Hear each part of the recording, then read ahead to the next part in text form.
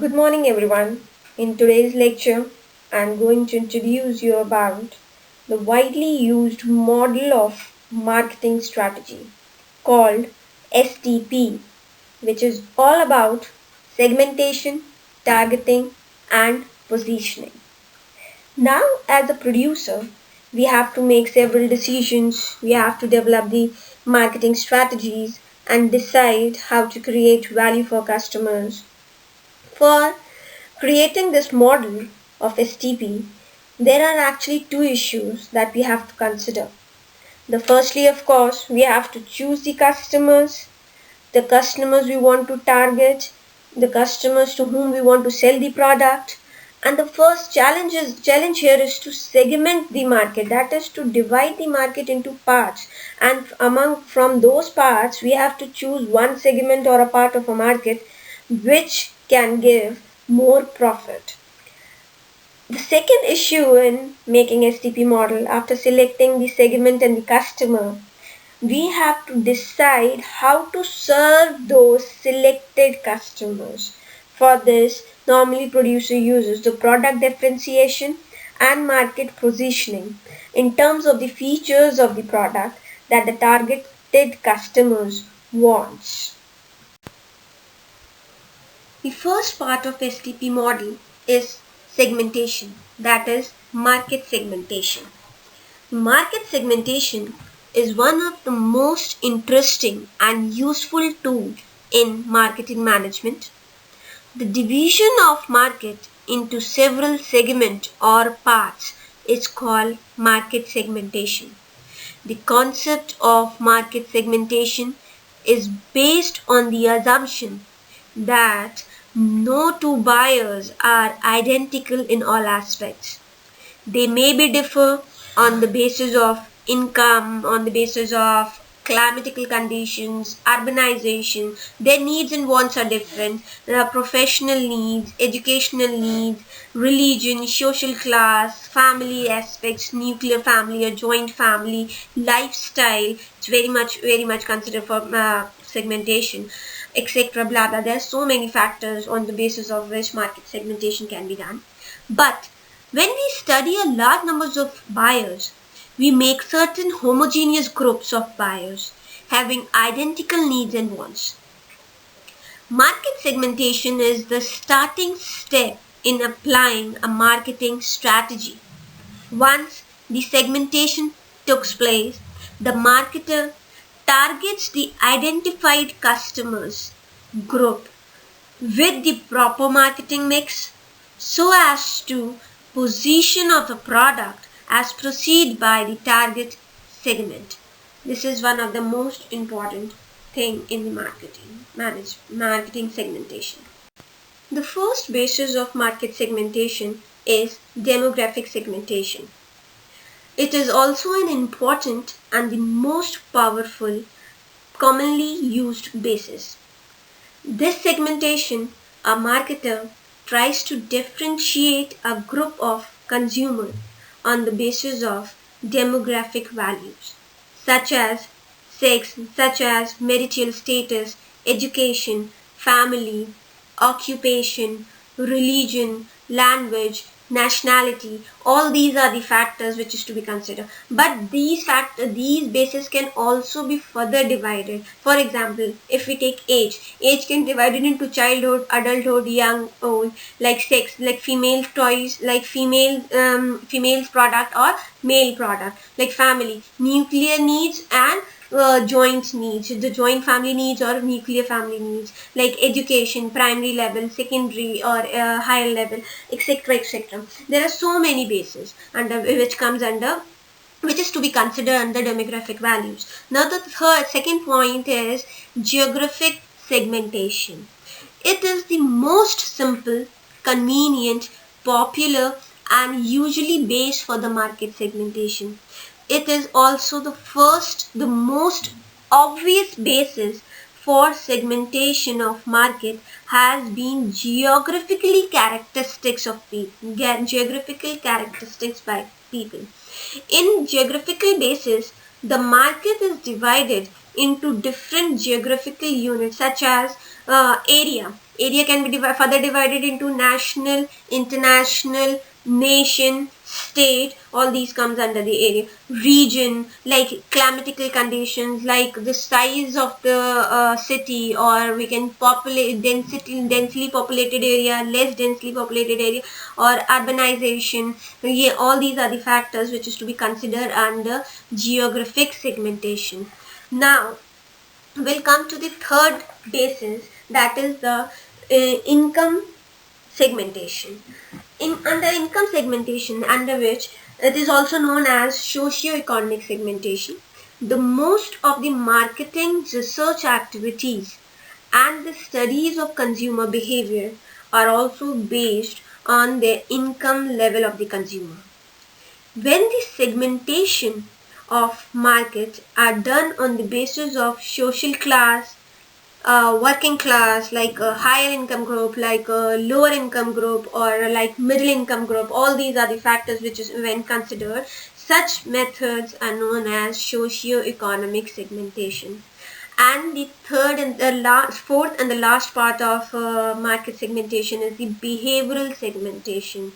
After segmenting on the basis of demographic values, the behavior of a consumer, behavior of the consumer affect the purchasing power. For example, it is based on consumers' responses to his requirement. In this segmentation, the market is divided into the purchased decision made by the group, buyers group, behavior through the needs, motivations, like perception, like attitude, occasions, benefits. All these are the factors which is to be considered under behavioral segmentation. So these are the broadly classification of basis of market segmentation. After describing the basis of market segmentation, there are some benefits of effective market segmentation. The first one is the focuses on the part of market where the business can succeed, or we can say where we have to choose that segment where our business can earn more and more profit.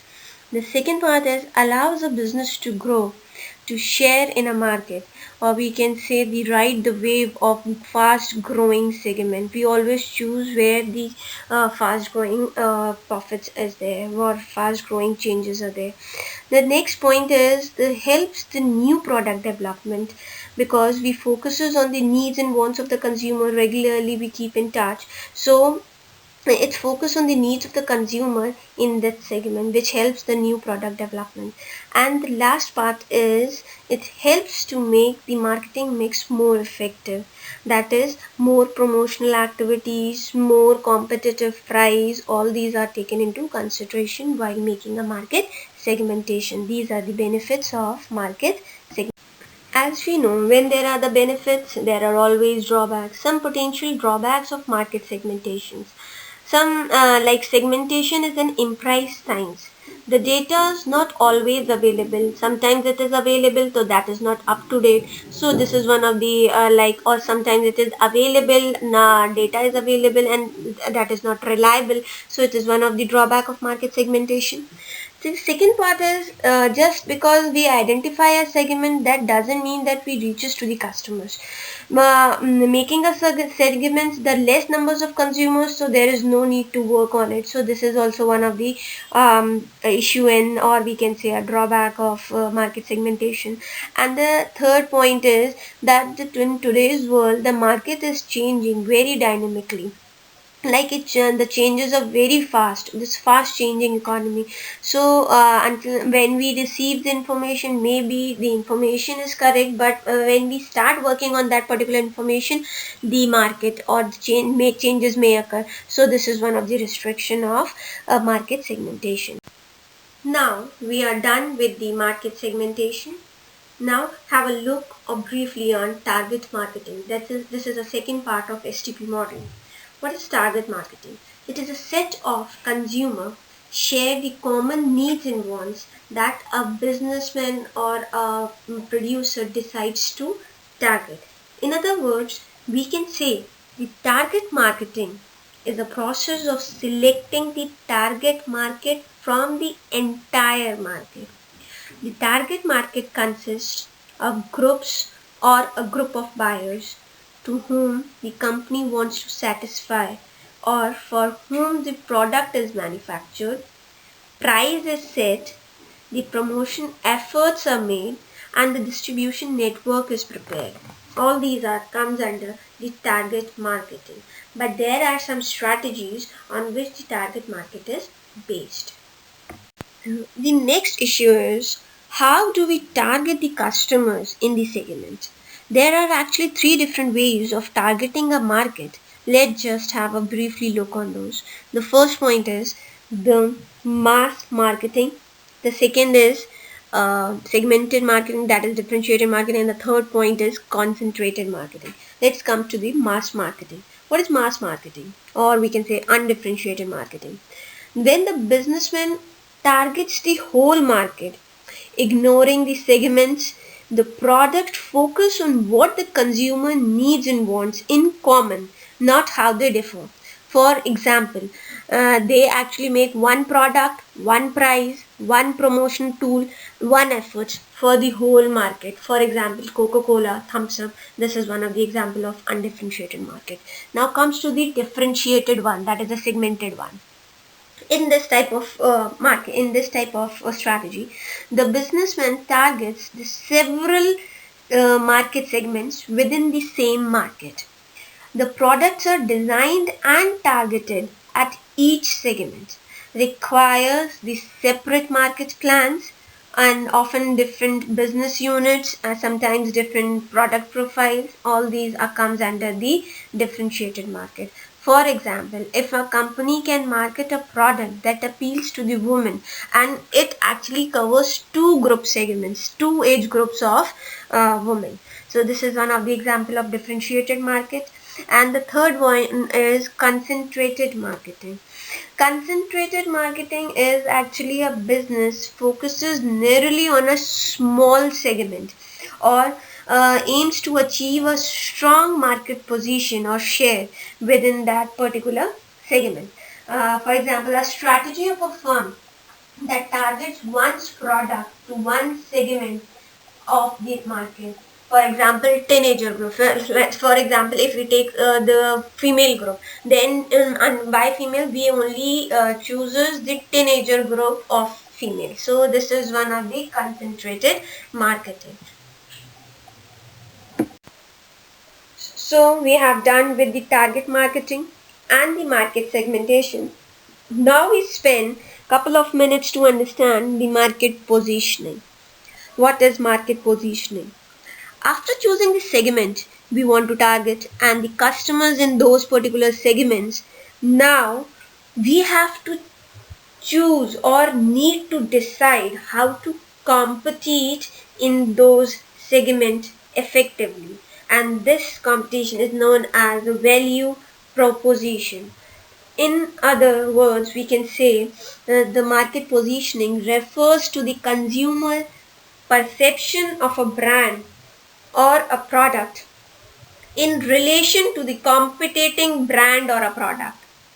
Or we can say the positioning means the place of that brand occupies in the minds of the customers and how it is distinguished from the product of the competitor is known as market positioning.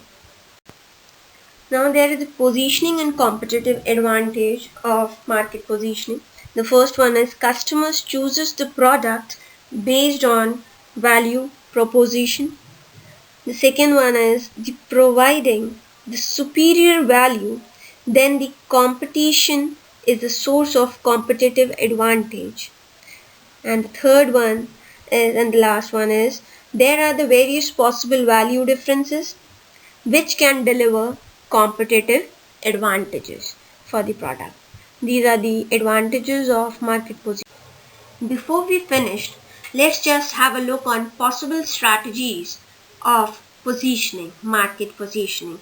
The first point is offer more for less. That is, Some producers offer good quality product, or we can say the acceptable quality product at a very low prices.